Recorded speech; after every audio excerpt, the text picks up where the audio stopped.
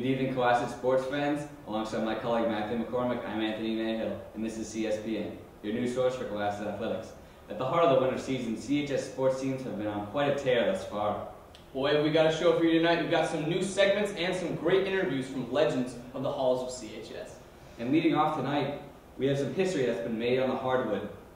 Boys basketball senior captain Shane Haggerty recently eclipsed the 1,000-point mark in a win over Monomoy, and he had 37 on the night. Haggerty is the first to score 1,000 points in his career since Robert Jones did so back in 2011. Haggerty needed 36 points to eclipse the 1,000-point mark against Monomoy, and of course he got 37 to edge it by a hair. I recently caught up with Shane in our CSPN conversation, and he shared his thoughts on finally reaching 1,000.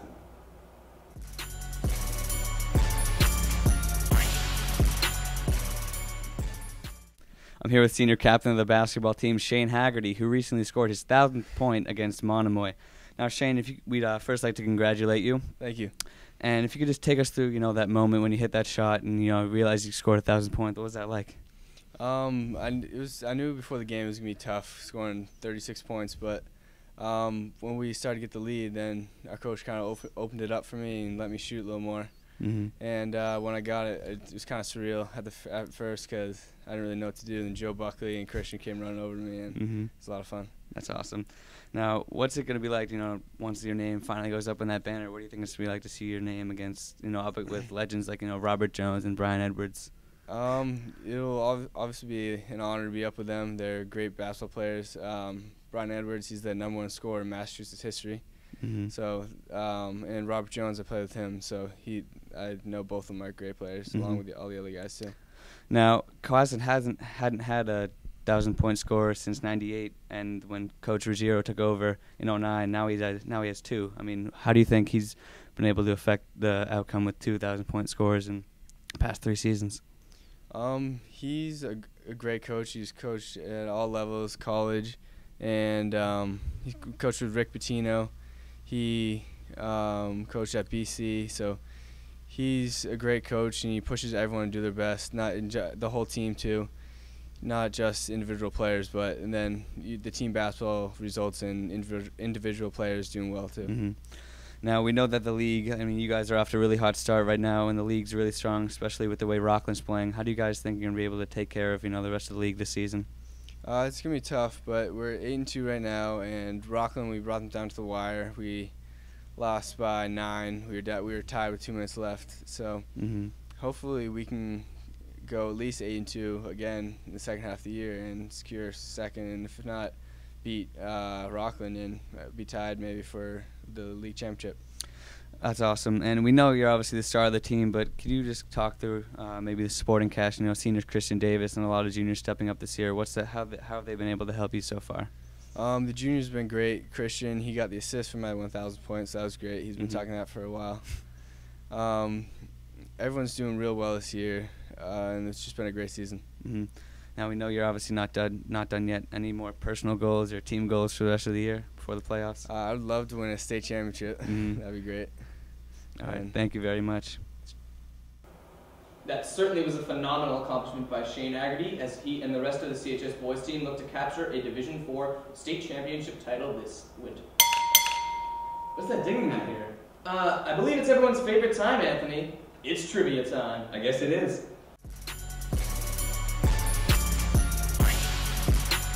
Now, tonight's trivia question is, which former Cohasset basketball star achieved 1,000 points after the 1998 season? And your choices are A. Bill Morgan, B. Paul Michael Quinton, C. John Sargent, and D. Dallas the Big Man Purcell. I'll give you a couple seconds to think that over. And the answer is, drumroll please, B. Paul Michael Quinton. Congratulations if you got that right. You're not going to win anything, but good for you. And sticking with the boys basketball team, they currently sit at 12-2, fresh off a thrilling comeback victory over league rival Norwell. Despite Norwell's 3-point barrage, the balanced skipper's attack prevailed, riding Shane Haggerty's 13 points and 7 boards on the night. The team also rode the energy and enthusiasm of a fantastic Friday night crowd at the Skipper Dome. Special thanks to Christian Cunny for all the boys' statistics. And while that varsity win was great, the real action came prior in the JV game, where Dan the Man Toomey drained a game-winning, buzzer-beating 3 to beat Norwell. The shot not only won the JV game, but also energized the crowd for the ensuing varsity game. Great job to Tomb Raider Toomey. And getting back to the varsity squad, we sat down with the Haggerty brothers, Shane and Chris, in a continuation of our shoot-around segment, and they shared their thoughts this time on each other. Take a look and have a laugh. I'm here with the Haggerty brothers, Shane and Chris. And Shane, my first question for you is, if your brother was an animal, what animal would he be? He'd probably be a tiger because word on the street is that he's got a nice pull-up jump shot. And Chris, what do you have to say to these accusations? That's pretty accurate. Now, Shane, my next question for you is, do you think you're the better looking of the Haggerty brothers? We'll let the viewers be the judge of that. Chris, what do you have to say to these? Just look at me, and then you can decide. All right, Shane, my last question. So Chris is cleaning his room. He finds a lamp, and out pops a genie. What would he wish for? Probably 3 more wishes because he's pretty greedy. Chris, what do you have to say to this? I think that's a smart thing to do, you know? You want as many wishes as you can get. Thank you very much. Now, Chris, you and Shane are both great natural athletes, but what would happen if you were to pick up a sport maybe that neither of you have played before, like, say, you just picked up squash rackets? Who do you think would win? Well, me and Coach Lawless have been playing squash a lot the past couple weekends, so, you know, I'm getting pretty good, so I think I'd win that one. And Shane, what do you say to this? I've been known to beat Loth at badminton, so you never know what could happen. Thank you. Now, Chris, if your brother Shane were to have one superpower other than the ones he already has, obviously, what do you think he would choose? I think he'd choose the ability to stretch himself out so he could finally be taller than me. And Shane, is this accurate? Well, I'm already taller, so that does not make sense. Thank you. Now, Chris, this is just a hypothetical. Say you were to somehow get into some sort of sticky situation. You find yourself in the town jail. You got one call. Who do you call? Do you call Shane? Yeah, I'd probably call Shane and try to get out of the situation, but, you know, if it came down to it, I'd call up Coach Ruggiero because I've never seen that man lose an argument. Very true. And Shane, do you think that you would bail Chris out given the opportunity? I'd try to talk my way out of it. I'd never pay for his bail, but if that didn't work, I'd probably give Mr. Lund a call because he seems to be friends with everyone around town, and he's also best friends with Barack Obama, so that would probably help. Thanks, guys. Thanks to the Hags for their creativity. Be sure to check them out tomorrow night, Friday, February 1st, as they take on the Rockland Bulldogs in Fox 25's Game of the Week. Now dribbling over to the girls' side, while it may not be a banner season for the lady skippers of the basketball team, they are exceeding preseason expectations and are continually make strides as a young team. The freshman Rosano twins, Emily and Megan, have been sparks this season for the girls, as of seasoned veterans Annie Robinson and Kristen Alexander. The girls sit at 5-8 and look to continue battling in a very rugged South Shore league. And moving to the pool, the CHS swim team has had a solid season thus far, and they have a few bright spots, or should I say, rising stars. That's right, in our Rising Stars segment, this episode features the Little John sisters. Yeah. No, Anthony, I said Little John, not Lil John. Goodness, get it right. Classic mix-up. Anyway, the Rising Stars award for this show goes to the Little John sisters, Junior Maggie and her 8th grade twin sisters, Madeline and Vivian. Great job, guys. These three have made quite a splash thus far, leading the girls to a very strong season. The boys' side, meanwhile, has battled valiantly despite their sheer lack of swimmers. Junior backstroker Clark Indek has a very realistic shot at a state championship, so we'd like to wish luck to Clarkus. And speaking of impressive, the boys hockey team has really recently engaged in some exciting bouts with their South Shore League counterparts. The team trekked all the way out to the Badlands of Hyannis, where they poached some helpless Mashpee Falcons. The team routed Mashpee 8-0, with forwards Terrence Doonan and Adam Benson both tickling the twine twice, respectively. Benson really is firing on all cylinders for the boys, which is a good sign since recently serving his suspension. The boys currently sit at 5-8. The on-ice action continued this past weekend as the Skippers fell in a heartbreaking loss 4-1 to the Bulldogs of Rockland, with Colin Whalen tallying the only goal for the blue and white. The loss is a little bit of a blow for the boys' tournament hopes, but with a few games left in the season, anything is possible, as we know. That's right, anything can happen, especially with so much young talent and potential.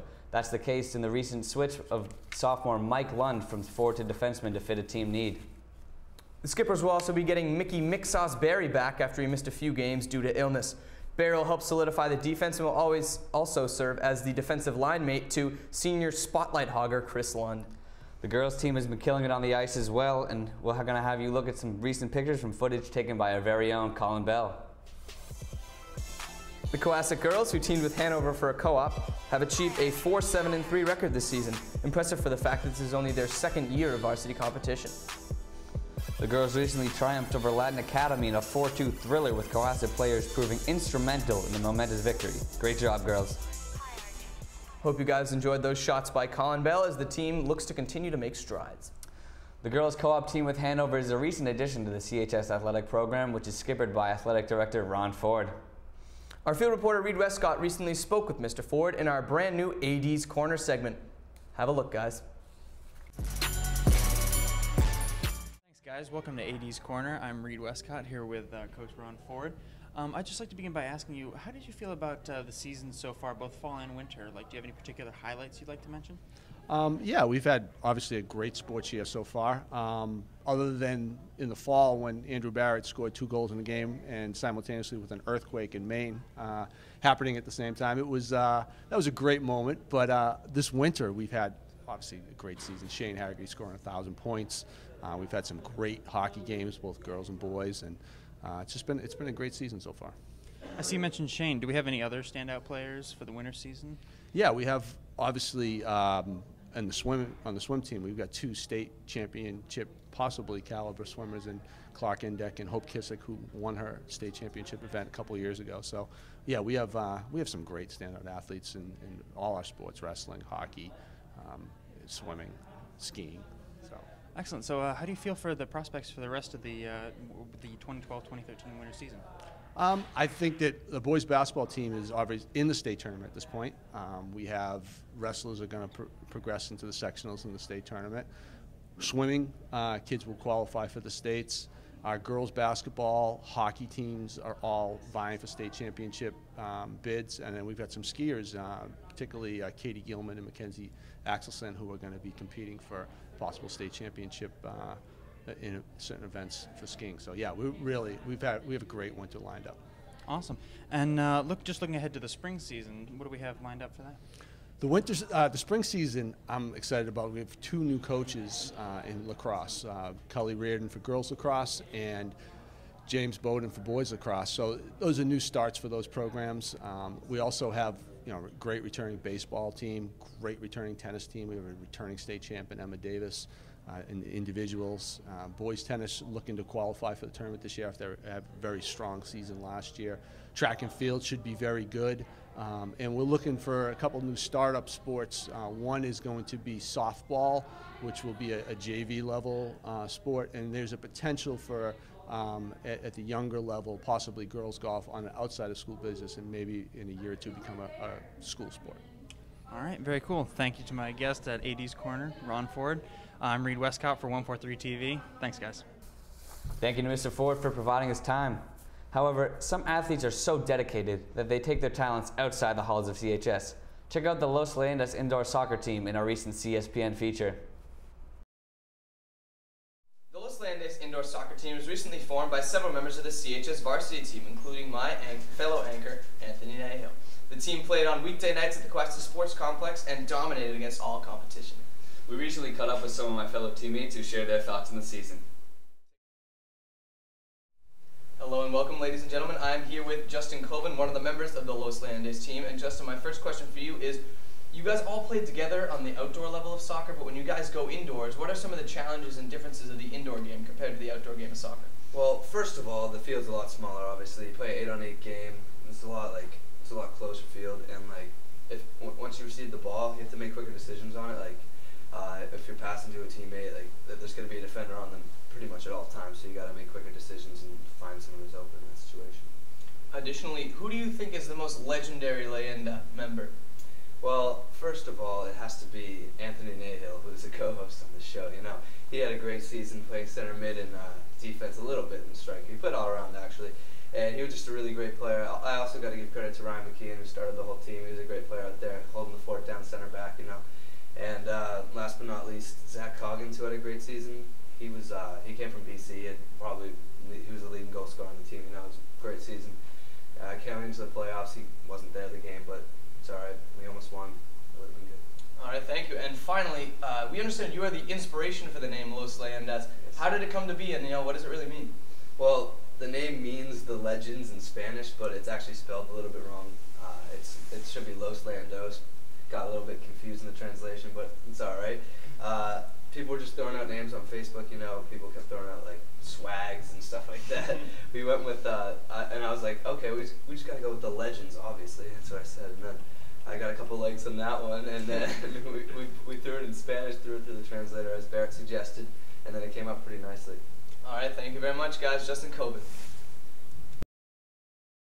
I'm here with Los Leandas founder Ryan McKeon. Now, Ryan, what was the real inspiration, to start up the Los Leandas team this year? Well, Anthony, we had a great high school season, really fun, and we had a great tournament run. We had a heartbreaking loss to Seekonk due to a questionable penalty shot, but we had a lot of fun, and we just wanted to keep it going, so we decided to create a team. That's great. And now we understand that Dallas Purcell took the reins about midway through the season. Could you, explain the impact that this tactical mastermind had on the season? We understand at this point he's up for Coach of the Year. Oh, definitely. Dallas had probably coached about 4 games, 3-1. Dallas was the heart and soul of our team. We had to discuss with Jim Willis his coaching tactics. We realized that Dallas was his coaching tactics were a lot better than Willis's. So Dallas has recently gotten offers from Barcelona and Real Madrid as their future coaches, and hopefully he continues his success.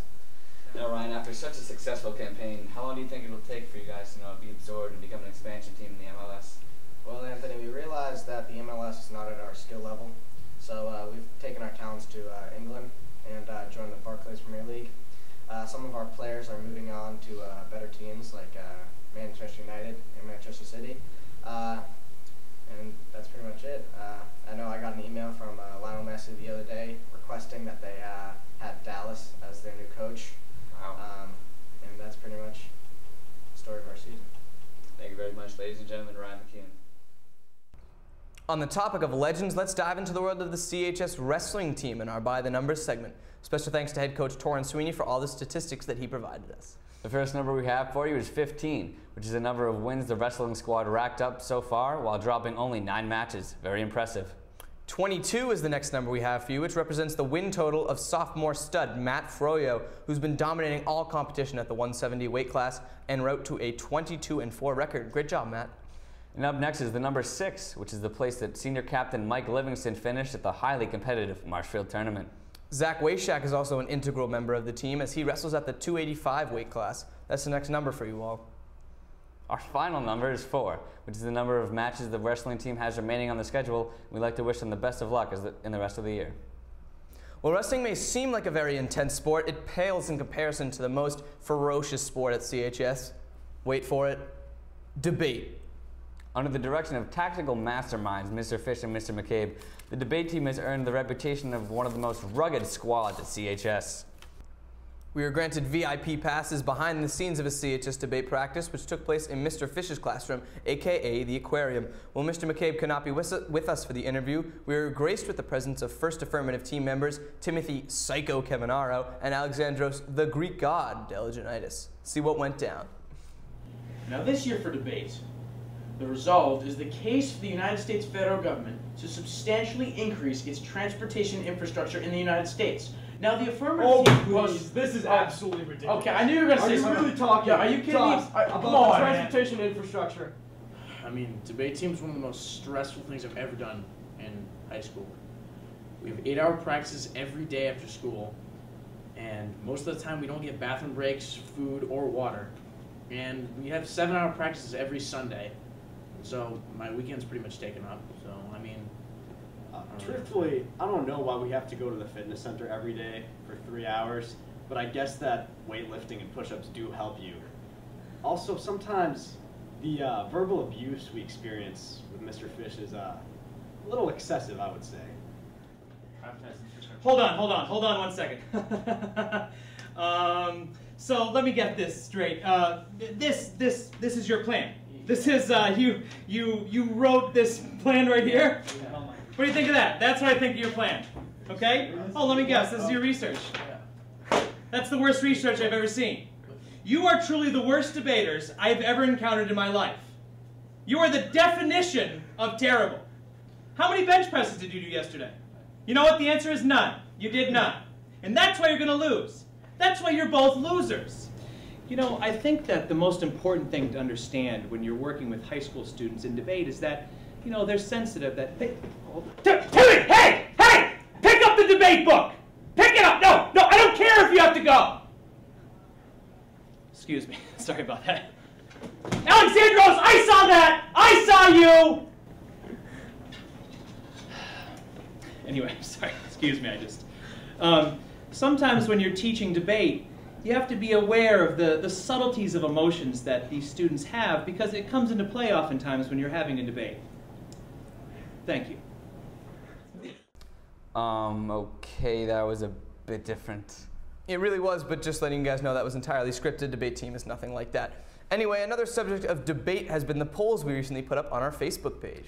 That's right, the first question we asked was, who is the male MVP of the winter season? And not surprisingly, senior Shane Haggerty of the basketball team ran away with the vote, earning the fans' MVP award. Next up was the Unsung Hero Award, which was won by sophomore forward of the hockey team, Jeff Powers, who finally earned some recognition for his unsung greatness. We also asked who the female MVP of the winter season was, and potential state finalist swimmer Hope Kissick also won that award. But the question that everyone seemed to have their eyes on was the most sizzling topic. Who was your favorite CSPN anchor? It was a neck-and-neck race the whole way, but when the dust finally settled and the polls were closed, Anthony topped me by one single vote. Can't make this stuff up, guys. It was that close. The deciding vote went out to Nick Hanflig, who I have never met or seen before in my entire life. But shout out to the mystery man for giving me the much-expected victory. You know, repercussions of my loss will follow soon in a future episode, as I'll have to do something that's embarrassing in front of the camera. I don't know, it remains to be seen. We're going to end tonight with a brand new segment, Top 5 Plays. Take a look at the best of the best from this winter season thus far. The first play is number 5, which features Adam Benson against Mashpee earlier this season. Magoo went bar down from way out, burying his second goal in his eventual hat trick. Cue the hats, folks. Benson will make an appearance later in Top 5 Plays, so keep your eyes peeled for this sophomore sensation. And at numero 4, sophomore stud Matt Florio swiftly drops his opponent for the pin. This is just something you gotta watch, folks. Number 3 is up next, and you can observe Adam Benson yet again, this time dangling, leaving 2 Hanover defenders out to dry like laundry as he nips top shelf where Mama hides the cookies. This play at number 2 gave number 1 quite a run for its money. With the game tied at 50 apiece, the man, the myth, the legend, Dan Tomb Raider Toomey sank the JV Norwell Clippers after he drained this NBA 3, attaining JV legend status. Well, Tomb Raider's buzzer beater certainly was impressive. The number 1 play is the obvious. Shane Haggerty capped off an unbelievable night against Monomoy, as this and 1 layup gave him 37 points, just enough to reach the 1,000-point mark for the year. Congratulations to Big Hags on the accomplishment. Thanks to everyone for watching. We had a lot of fun making this episode. And of course, we'd like to give a massive shout out to our technical crew, which includes Don Royan, Colin Bell, Bryce Avila, Reed Westcott, Steve Marr, and Jack Stanganelli. Thanks once again to everyone who tuned in at home. This has been a production of CSPN, your news source for Cohasset Athletics. For my partner Anthony Nahale, I'm Matthew McCormick. Until next time, keep it classy, Cohasset.